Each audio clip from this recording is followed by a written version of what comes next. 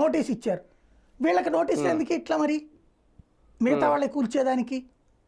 అంటే మనిషికి ఒక న్యాయం నడుస్తుంది. ఇందులో 2 కోణాలు ఉంటుంది. ఒకటి చిత్తశుద్ధి ఉన్న ఒత్తిడికి భయపడి ఇప్పుడు కొన్ని సామాన్యులే పగలగొట్టారు. జీవితకాలం కష్టపడి ఈ అమరావతో లేకపోతే బెజవాడో గుంటూరో హైదరాబాద్ విశాఖపట్నమో ఇక్కడ సంపాదించుకున్న ఎంత తీసుకెళ్ళి హైదరాబాద్లో ఒక ఆస్తి ఉంటే మనకి పర్మనెంట్ సెట్ అవుద్దని అవుట్స్కట్స్లో కొనుక్కున్నారు. కొనుక్కునే ముందు ఈ లెక్కలన్నీ చూసుకున్నారు. ఇప్పుడు వాళ్ళది అది అక్కడ కొంతమంది అపార్ట్మెంట్లు కట్టించుకున్నారు. ఇక్కడి నుంచి అక్కడికి 10 కోట్లు పట్టుకుపోయి అపార్ట్మెంట్ కట్టుకుంటే 25 కోట్లు వస్తుందని లెక్కేసుకుని ఉంటారు. ఇప్పుడు అది కొట్టేశారు. ఏమైపోయినట్టు వాళ్ళ జీవితం? పర్మిషన్ ఇవ్వకపోతే అది కట్టడు కదా.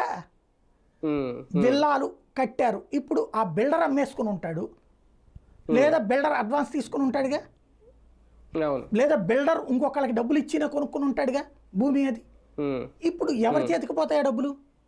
ఎవరి చేతిలో ఉన్నోడిది ఆడిదే. రెండవది అసలు కొనుగోలుదారు మునిగిపోతాడు. ఇప్పుడు బిల్డరు కొనుగోలుదారుడికి డబ్బులు ఇయ్యడు, కొనుగోలుదారు అడ్వాన్స్ ఇవ్వడం. అదే సందర్భంలో బిల్డర్కి స్థలం ఇచ్చినటువంటి వాడు వాడి స్థలం ఆడి దగ్గరే ఉంటుంది. మధ్యలో ఏంటి? ఇందులో ఎన్ని లీగల్ లిటిగేషన్స్ ఉన్నాయి?